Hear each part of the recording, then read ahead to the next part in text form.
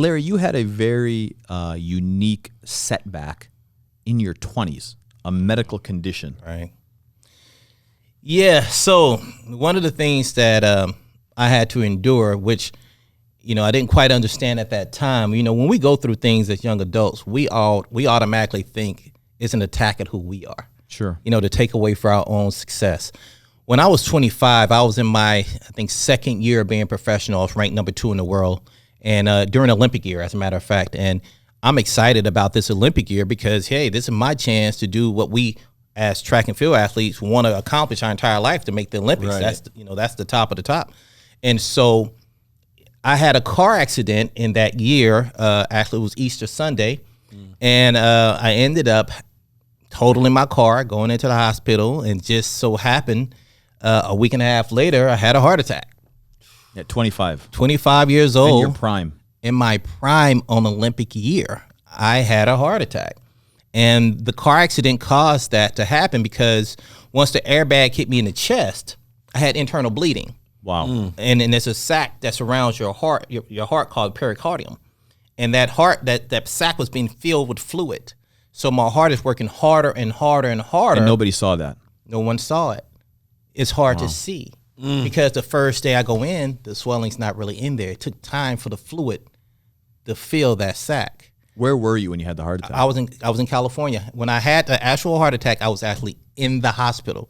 Oh, wow. Because I was having problems. That's kind of a good thing. Yeah. I was having problems, and I thought I had the flu. Like, my body just was not in order. And then I woke up from a nap in the daytime, and my whole left side felt like it was sleep. You know how you can go to sleep and your hand got little pins in it?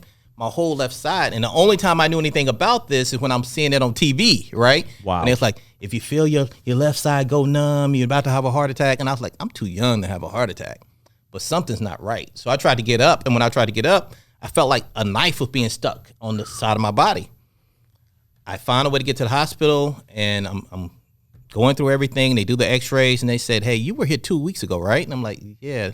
And they compared the x-rays from one side of my heart to the other side of the heart, meaning the cavity itself, and my heart had grown 2 to 3 sizes. Wow. Oh, wow. It's kind of like your muscles after you work them out after a while, they grow, they get bigger and bigger. Well, it got so big that it had filled my chest cavity. Oh, my God. So my heart is trying to make me survive, and I didn't quite understand because I'm sitting there sweating. Why are you sitting down as an elite professional athlete and you're sweating doing nothing? Wow. Right? And so after I find out, and they're like, hey, we have to rush you to surgery. We're about to have emergency heart surgery. And I'm like, no, we're not. What are you talking about? I'm a pro athlete. I'm not going to have heart surgery. And it just so happened as they're wheeling me to the back, he's like, hey, we finna, it went black.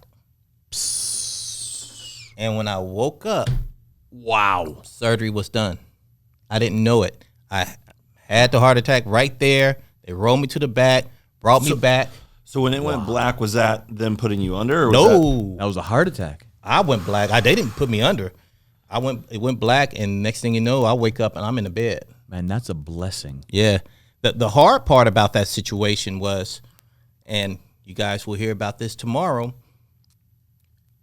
I got the Olympic trials in 7 weeks. Oof. 7 weeks. Ranked 2 in the world. Ranked 2 in the world. And I'm like, I'm running. And they're like, no, you're not. I'm like, I am running. And so I made a decision. Wow. Along with my coach, and he wasn't for it, but it didn't matter at that point. I made a decision that I came this far. I'm not going to allow this situation to determine if I'm going to be successful or not. So I went out there. Now, understand I wasn't competing. I wasn't training well. I had lost a lot of weight. I had become anemic. I think I had lost maybe 12 to 15 pounds. Wow. And so clearly the strength wasn't there, but I had to try my best. So I went to the trials. I ran. I got 5th at the Olympic trials there, putting me in the category of Olympic alternate. But here's the thing. As I'm going through it, I'm struggling. And the doctor and I, we were talking on the phone. He says, listen, if you continue to do this, you could possibly have a heart attack and lose your life out there. I told him this, and I stand on this. I said, I'd rather die. I want you to hear me. I'd rather die trying to accomplish something than not try at all. That's nuts. That's what he said. At that time, you have to understand the level of passion I had for what I was doing. I'd invested over 15 to 20 years into accomplishing this one thing, to be this close. I wasn't letting anything get in the way. Sure. So I'd rather try doing it, die trying to do something, than to sit back and let it fly past me. Yeah. And if I make it through and I don't make it, I can accept that. But for me to sit at home, watch other people get my opportunity that I worked so hard to get. People that you normally beat. Normally that I beat on a regular basis, and you're number 2 in the world. And for those who don't know, in Olympic trials, you only have to be the top 3. Wow. In the U.S. I'm number 2 in the world. So the odds of me making it are in 99%. I took my shot. I fell short. Wow. I did have a relapse. I did. But it was worth it, man, and I wouldn't change it for anything in the world. And I'm going to tell you why. I'm going to tell you why I wouldn't change it, though. I wouldn't change it for anything in the world, because what it taught me is that anything you put your mind to, no matter how big or how small, if you're committed to it, even if you fall short, you find out how great you really are. Because here I am 7 weeks out, and I just beat the best people in the United States. Right. That's crazy. 7 weeks after a heart attack. The best people in the United States have been training 8 to 10 years to get to this point. So what it did for me is just tell me how good I really was. Yeah.